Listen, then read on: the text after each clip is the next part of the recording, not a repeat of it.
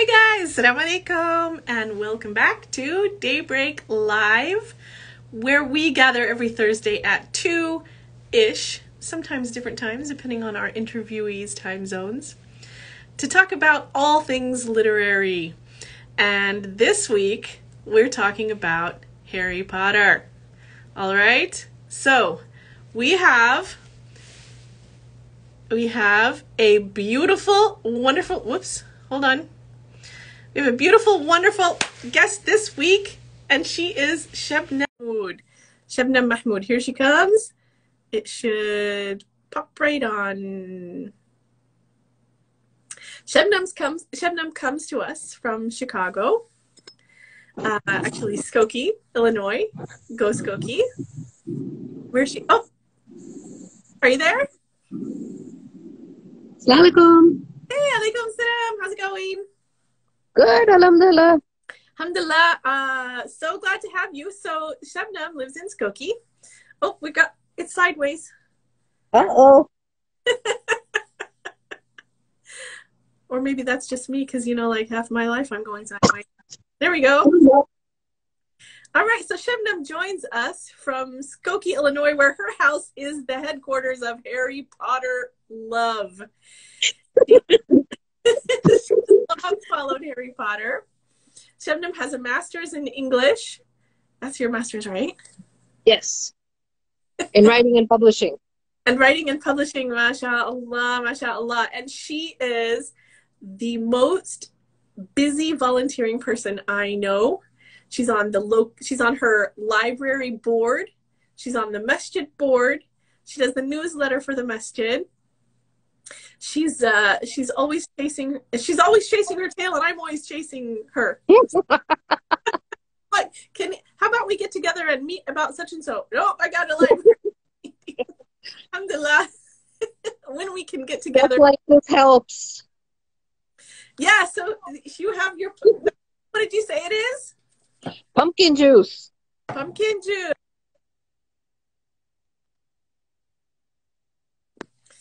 I have my butterbeer. So awesome. We're ready to go. All right. So today we're going to talk about Harry Potter and why we all love it so much. And we're going to begin. First of all, I want to tell you, we always love when people who are watching join the discussion. So please pop into the chat all of your Harry Potter stories, all of your Harry Potter obsessions, just pop right in there. All of your opinions, we love to hear them. And we'll talk about them as well while we're going along. That's number one. And number two is I just wanted to let you know that, that we are going to talk first about the publishing side. So first we're going to talk about the actual process. And I know that a lot of us know that's called the publication processonum spell. We're going to talk about from J.K. Rowling's perspective, and we're also going to talk about literally how did Harry Potter get so popular? What was the process that the manuscript went through from submission to blowing up into an amazing, what we would call now viral, an amazing viral book experience. All right, so Shabnam, tell us a little bit about the writing of Harry Potter. Well, the writing, J.K. Rowling wrote it. It obviously took her quite a few years to go from concept to love it. Absolutely love it. You know you're drinking butterbeer when you get that little white mustache. Awesome. Clink for you. Cheers. So,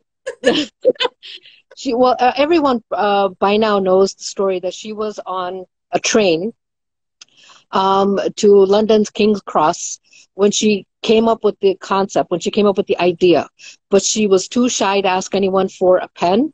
And so for 4 hours that she was stuck on that train, she was mentally writing that book. When she got home that evening, she jotted down a few things. She said that it didn't eventually end up in the book, but she started to get the ideas down. And it began from there. She was writing in notebooks. She was writing on scraps of paper. She was wherever. She was just devoted because she's been a devoted writer since childhood. She Oh, said that as soon as she could possibly write, she was writing stories. So she loved to write stories. Her first story was about a rabbit named Rabbit, who had a friend named Bee, who was a bee, and it all started from there. She was writing stories for her little sister Diane, and she said, if I could do anything for the rest of my life, it would have been writing books. But oh, the parents, like, you know, I think most of our parents would want the children to follow, you know, a career that has a pension plan. You know, but, so while she was, you know, going through the ups and downs of her life, her mother, unfortunately, was very sick with MS, and she died at a very young age at 45, and this completely just devastated J.K. Rowling. And so she poured all of that into her writing. And you can see it and you can feel it when you read those words. Because a lot of kids have said in interviews, and a lot of my students have even said that they can relate to the writing, because for those who have been through the loss of a parent, they can feel it in her writing. It's very genuine. yes. And she Oh, sorry, I didn't mean to interrupt you. no, it's okay. What were you saying? We talk a lot about authenticity of experience and how that comes through. And so Everything in those books had something to do with her life. The depression that she went through, and she did go through a severe bout of depression after her mother died, showed up in the form of the Dementors, because she said that it completely sucked the life out of you. There was no joy, there was no happiness, there was no hope, there was nothing. There was just cold darkness. And the way she wrote that into the book, it related. incredible. You know, And like, so when kids are reading this, right, the popularity gained because kids related to the writing, they related to the story, right? She wasn't pandering to the kids.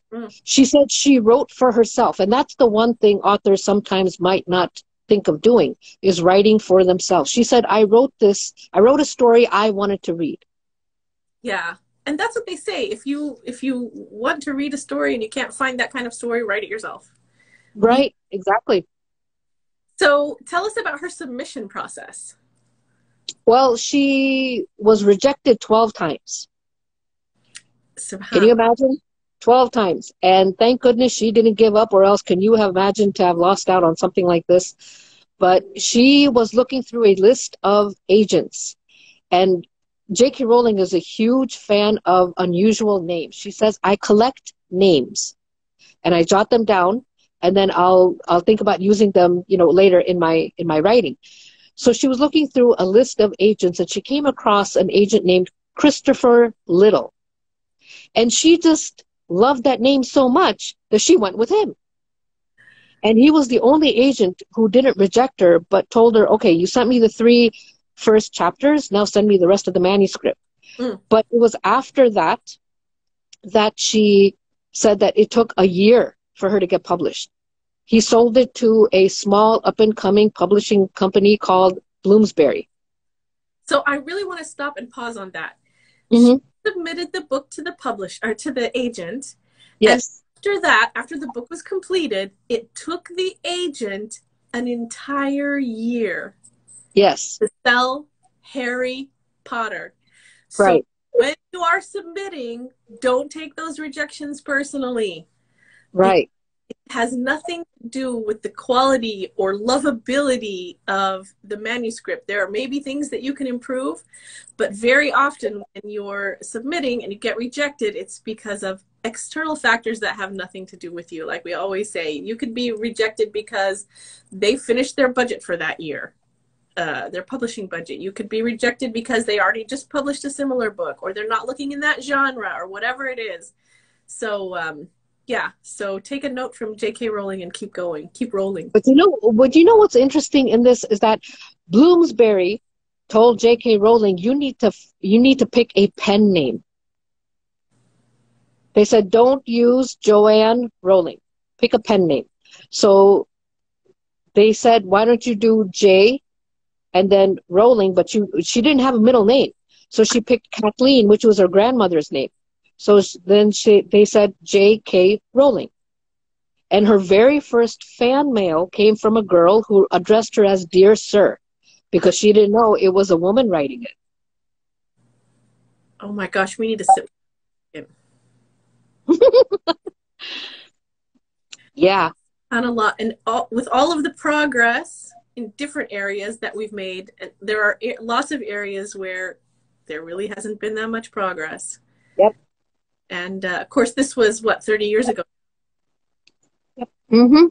But still, I have heard people say that publishers have recommended the same to them even now today. Yeah. SubhanAllah. Yes. So then she picked J.K. Rowling, and they bought the book, and they did a small print run for 500 copies. Oh my gosh. Those 500 copies went out and gained such popularity by word of mouth. Kids were reading it, recommending it to one another, and that's how it took off. Oh my goodness. It's like... Then they turned around and did like 300,000 copies. And then she and her agent decided to sell it to Scholastic to market the American publishing market. And then it was bought by Scholastic and published here as Harry Potter and the Sorcerer's Stone. Okay, so wait, I want to pause there. Mm-hmm. First of all, what was that process like? What do you mean they just sold it? Like, what did they just go, hey, Scholastic, you want to buy this? And then Scholastic was like, yeah. Or how did that? There's an auctioning event that happens in the literary world, where publishers like Scholastic and others like them will go out and look for manuscripts, or look for books that they feel that if they take and buy, they can market it, and then it can become quite popular, which in this case it absolutely was. So when they were auctioning her book, her first book, Scholastic bought it, and her agent immediately called her and told her, hey, they bought it. And she said that she just jumped up and started screaming and yelling. Her little baby was there looking at her mom like she was crazy. But after Scholastic bought it, it just took off. Do we know once Bloomsbury did the 300,000 print run, do we know what kind of marketing they did, if any, or was it still just like it exploded on its own? It exploded on its own by then. My goodness. Bismillah, may Allah let all of our books have the same experience, ya. Okay, so then they sold to Scholastic, and it exploded from there. And of course, like as they say, the rest is history. Right. So what about from the reader's perspective? Mm-hmm. What do you think are some of the variables that make Harry Potter such a beloved series? Like, how is it that it took off by itself? What are the ingredients that went into that recipe? The quality of the writing. Definitely. And then the universal themes of good versus evil. Yeah. Right. And then she gave each character their own importance in the plot. Harry Potter may have been the main character, but he could not have done anything without the help of the other characters. He wouldn't have been successful had his mother not sacrificed herself. He wouldn't have been successful had it not been for Hermione. And she gave Hermione such a huge role in this, because if you look at it, it's almost like a Arthurian, a trio with King Arthur, and But she said that she based Hermione on herself, where she was very bookish when she was little, right? And she was just a bookworm and a Miss Know-It-all. But it paid off, because look at the role model that, that character created. Yeah, and she struck a really great balance with Hermione, that she is a know-it-all, but she's also sincere and has heart and is lovable. Exactly. Yes. Which is really a difficult tightrope to walk. That's incredible to create. Right. She did just as much justice to her villains as well. Yes. Talk about that a little bit. Well, Stephen King said in an interview when he had to do a review for Order of the Phoenix, Umbridge, right? The character of Umbridge, he said, with her dainty smile, her stubby fingers, and her pink outfit, she was like the perfect villain. Stephen King said this, so that's something big. All right. The hatred that readers feel for Umbridge is like pure. Right. I mean, I don't think they hate Voldemort as much as they hate her. Yeah. That's interesting, because actually, like when we learn the story of Tom Riddle, right? Like she built in this concept of people not being born evil, and this concept of some people, when they experience trauma and tragedy, that's how it manifests. And so you can understand, even if you don't agree with what he became and all his choices, you can understand where that impetus came from. Right. But I would say, what's her name? Rita Skeeter also. Oh, goodness. Yeah. Oh. That's a character that really just, makes your skin crawl. So, yeah. So tell us about some of I know that J.K. Rowling has talked about the impetus, or not the impetus, the inspiration for some of the characters, like, for example, Moaning Myrtle. Right. Moaning Myrtle, she said, she was like she said when she was young and she would go to clubs, or she would go, to pubs and all, you would always have this one girl crying in the bathroom. So she said she based Moaning Myrtle on that one universal girl who's always crying in the bathroom. Isn't it true? SubhanAllah. No matter where you go, women go to the bathroom together. Yep. And the one who didn't go to the bathroom with someone else went alone because she had some emotions to work through. Right. And she said she purposely wanted to make Harry and Ron very uncomfortable in that bathroom with Moaning Myrtle. Oh, so what are some of the other characters that she's talked about? Ron is based on her childhood friend. Aw. Yeah, he used to keep her in splits. So I think that she paid homage to her childhood friend who got her through some rough times. Harry and J.K. Rowling share a birthday that's coming up, July 31st. Oh, that's right. Yep. I should have remembered. And her favorite animal is an otter, which is Hermione's Patronus. Nice. I'm interested in the plot line of Scabbers and Peter Pettigrew. Has she said anything about that? How that came about? No, it's just, it was just part of, the plot that she was working on for the book. Part of her brilliance. Part of her brilliance. So what else is it about the Harry Potter series? So we talked about the quality of the writing, the relatability of the experiences and the character. What else makes it unique in the world of literature?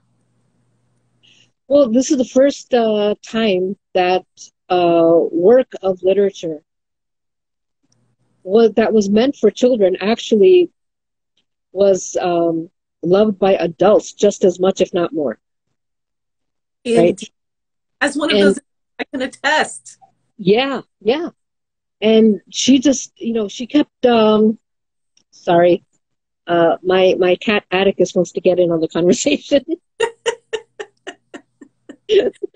Got a lot to say. That's okay. I know. I love him too. But you know what? There was quite a bit of controversy about her writing, in that they said her writing never changed from book one to the last book. It still remained, at the same. Well, as the kids grew older, right, the writing levels stayed the same. Which I thought, okay, fine, fair argument, but it didn't change the fact that the plot got darker. Yeah. The plot did get much darker. And like you said, she didn't pander. There is lots of twists and turns and intertwined plots and complications. Right. And, it's really, I actually have been thinking a lot about that this last week, because I've been reading For Whom the Bell Tolls. Mm-hmm. Hemingway was always, it's so fascinating. Hemingway was lauded because his writing was always on a very, his sentences are short. It's kind of that level. His sentences are short. Right. He's direct. He just tells what's going on. Mm-hmm. Not very many literary interlude kind of, self-reflection pieces in his writing. But Rowling, like that garnered some controversy. Now I'm thinking also about the fact that perhaps she thought about, like increasing the level of the writing and decided not to, because of all of she was already experiencing, by the time she was writing the later books, she was already experiencing new crops and cohorts of kids coming into the reading. So if you, like once all 7 were out, you had lots of kids who would, like, for example, read the whole series over the summer, or or whatever. She said she had quite a hard time accepting the sudden fame, the overnight fame that she got. And when the Order of the Phoenix, when she had to write it, she felt quite pressured. So she had to take a step back. And she actually went into therapy. She said that was very, very helpful for her, because she was dealing with, the depression, that she was dealing with the sudden fame, and then the pressure of having to write, because, it's one thing to write a good book, a successful book. The pressure is doubled, because then you have to, top that, if not equal. Right. Yeah. So she said, when it came to writing about, and they said, you need to write it in a year. What? Yeah. So she was on a deadline.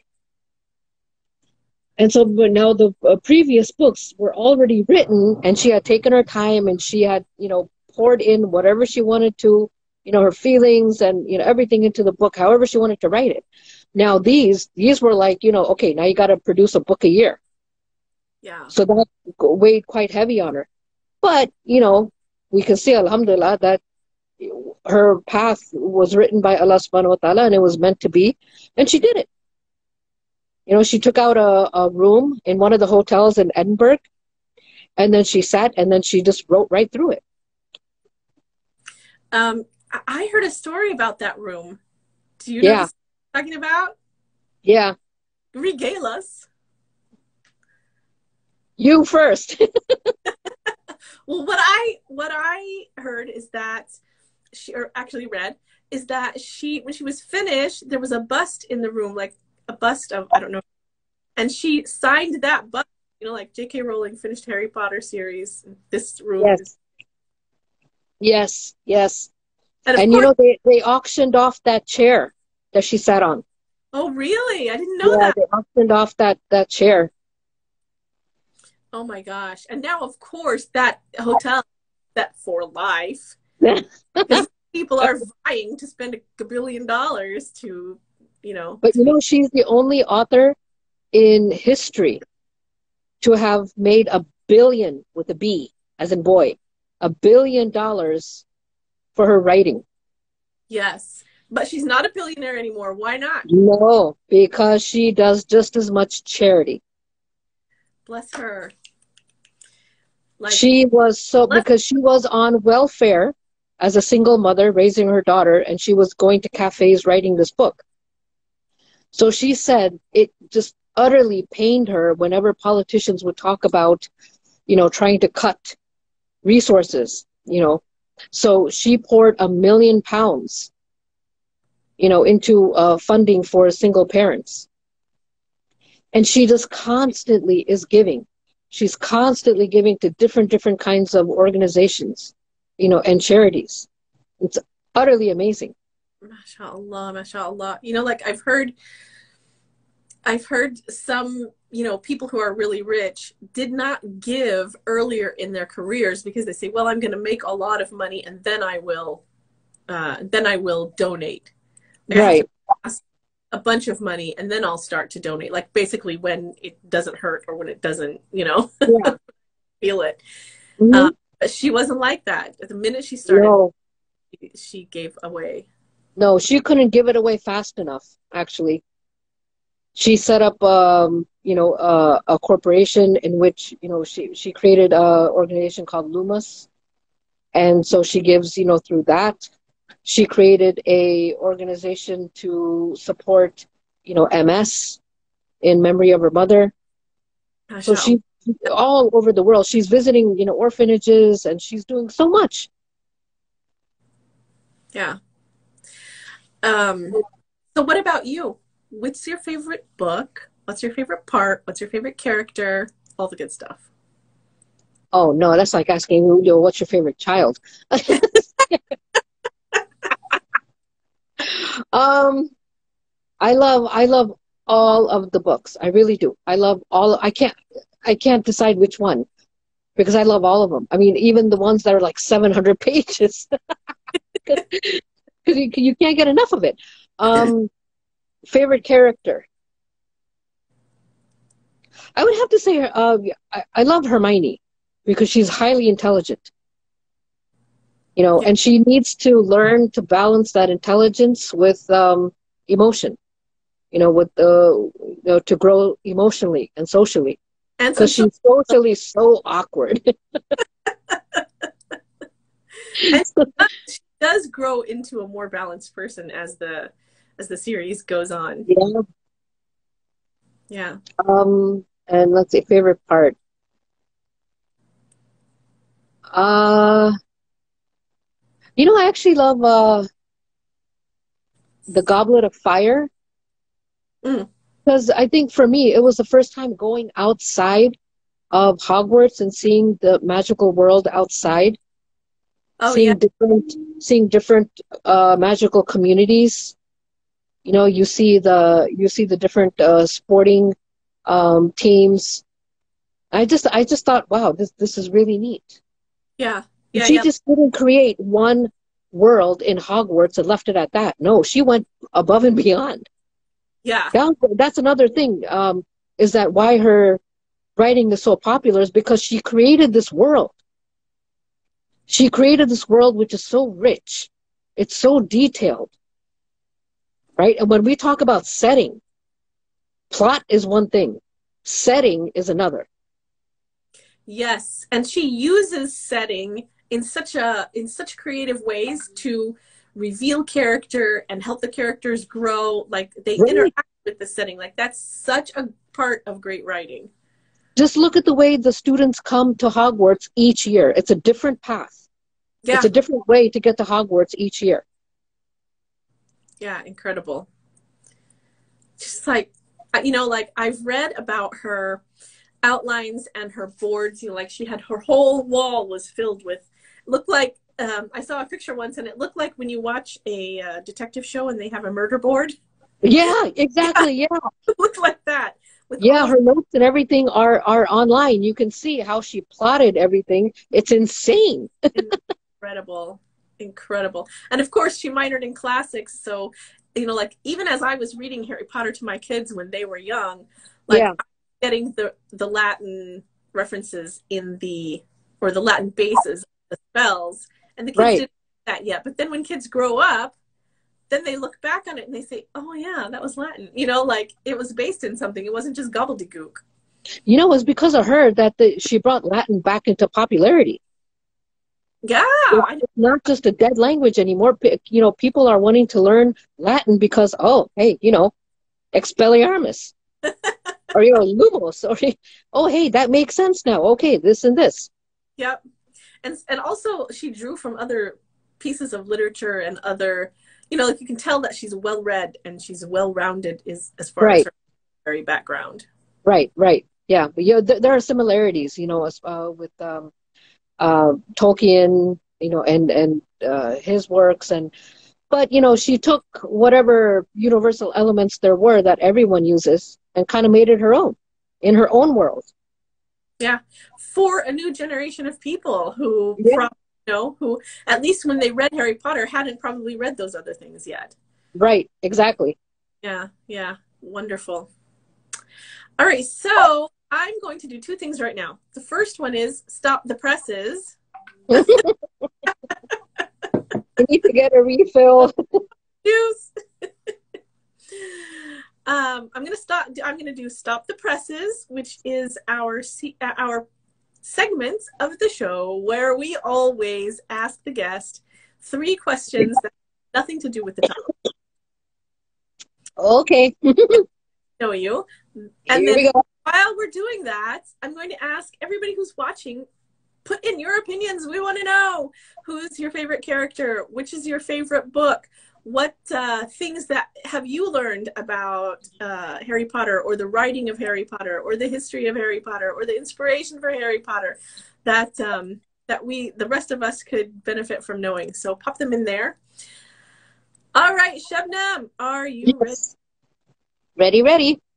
Okay, tell us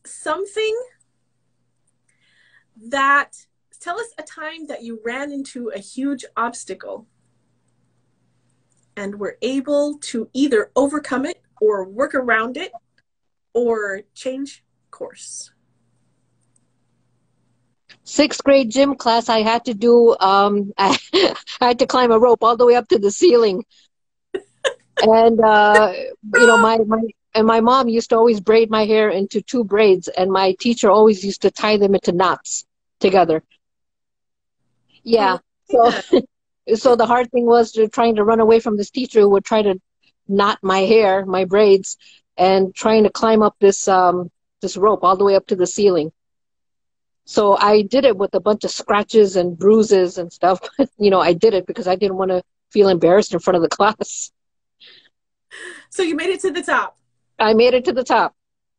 And thank goodness I got down in one piece. Remember, It's one thing to get to the top. It's hard to get down. I don't think I made it. I wonder if they still do that. No, I don't know.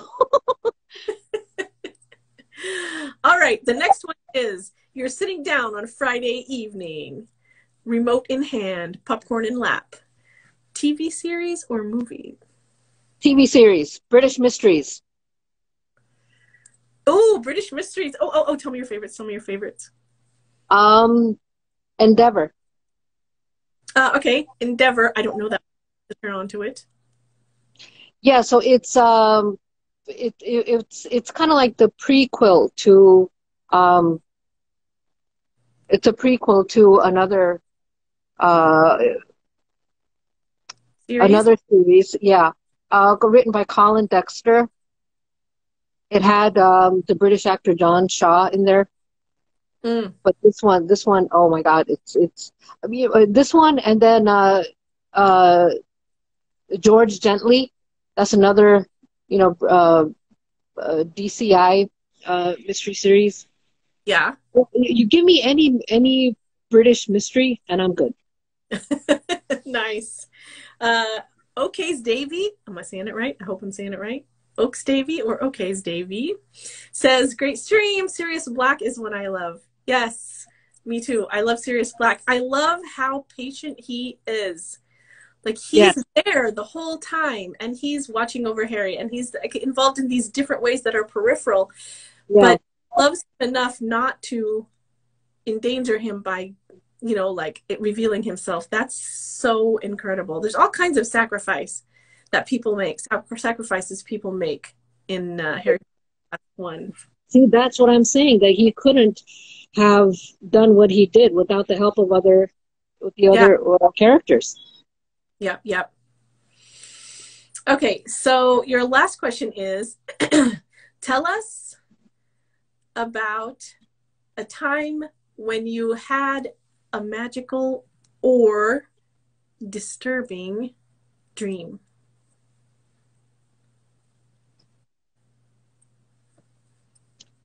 I dreamt I was in Makkah. MashaAllah. I was going towards I was going or walking towards the Kaaba. Oh my goodness. Have you ever been there? Yes, we went for Umrah. So was it before you went or after? It was before. SubhanAllah. Nice. Have you ever had any recurring dreams? Yes, recently I just keep dreaming about old childhood homes. I can't seem to get out of my childhood homes, like all the different ones that I've lived in. For some reason, I'm just, any and every story that happens in one of these homes. SubhanAllah. You know, something interesting, as I've gotten older, the older I get, all of my children, I have 6 children who are all grown now. The youngest are 26, they're twins. Mm-hmm. In my dreams, my kids are always young. They're always kids again. I almost never dream about my kids as grown-ups. SubhanAllah. And I don't dream about my kids. Yeah, I wish I would. I never did either until they got older. Uh-huh. And, and then I didn't notice. I mean, I guess sometimes they were just who they were, like at that time, like they were older kids, like teenagers, they were still in the house. Maybe I would dream about them. But now that they're all gone, I always dream about them as young kids. Oh, wow. SubhanAllah. All right. Thank you, Shabnam, for sharing part of your afternoon with us. And thank you. Jazakallah for inviting me. I had a great time talking about my favorite topic. Wait to have you back. Give us a little teaser. What are you working on right now? Yes.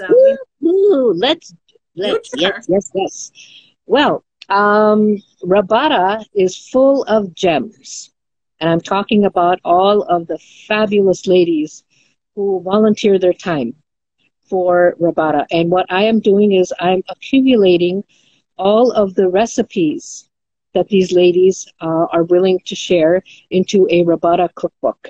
And inshallah, hopefully we'll get that to you very, very soon. Beautiful. We can't wait to follow this project as it goes along and interview you again. Inshallah. Everyone, please make dua. Bismillah, ya Rab. Bismillah on this project. Ya Fatah, iftah alayna. All right. So don't forget, guys, today is July 21st. That means there are 10 days left to submit your book for the Daybreak Press Book Awards. Let's see. Shabnam, actually, can you pop over into the chat the link for it? You can go to rabata.org, go to the Daybreak part, and then you'll find the awards. And then if you click on that, then it'll take you to the page. So then if you can copy that and put it in, because I think Miriam isn't here today. Miriam's usually our URL. Sure, give me just a sec. Okay. So if you are a writer, if you are a publisher, if you are an illustrator, if you are a cover designer and you know of a Muslim woman's book that has been published, or if it's, pardon me, if it's written, pardon me, maybe that butterbeer doesn't agree with me. So if you have a book that's been published, or you know of a book that's been published, get the word out to all of your writer friends. Submit your books to the Daybreak Press Book Awards. The winners will be announced in September. The ceremony for presenting the medals and certificates will be in October.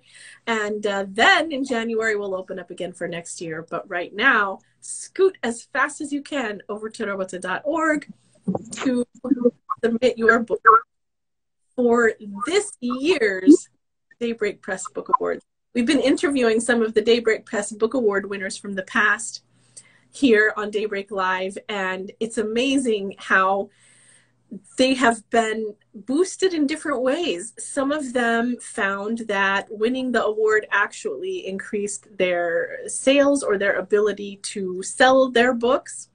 Some people found that having that gave them more credibility when they're talking about, like, say, for example, they are a chaplain and they're going to give a presentation somewhere, and they can put that on their CV that they're an award-winning author of blah blah blah book. One of the chaplain one was Muslim Musings of a Muslim Chaplain, and yeah, so help us build up the Muslim writing community. Help us honor and feature and highlight those authentic voices, and help us create a genre out in the mainstream literary community that is recognized.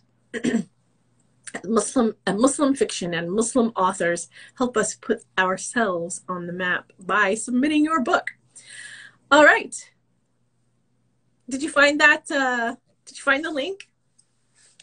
I found it, but give me just a second to type it in. Okay. I'm on a different phone. Oh. It's like musical devices. Yeah. Oh, sorry. I'm sorry. Oh, Mariam. I bet you're missing Mariam now.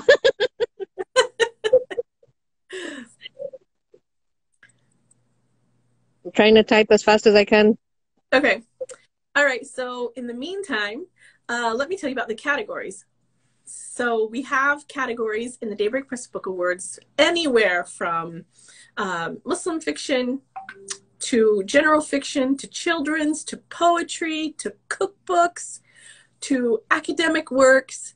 There is a plethora. There's a cover design category. There's an illustration category.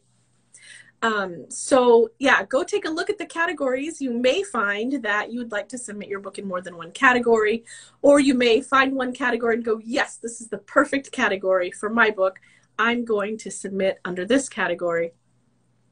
And yeah, so actually, when we have everyone who has submitted and the winners have been chosen, then we go one step further and we create community by making a WhatsApp list. Oh, perfect. Thank you, Shabnam. Yeah, so we make a WhatsApp thread of all the people who have won. And like, for example, last year's thread is still going strong. We have, it's really amazing once you get writers all together in the same room or the same WhatsApp thread, how everyone supports each other and how different avenues of inspiration open up. It's amazing. So there are all kinds of benefits to submitting your book to Daybreak Press Book Awards. And, pardon me, and there you have the address to go do it at. We will see you next Thursday at 2. And until then, keep writing. Assalamu alaikum. Assalamualaikum.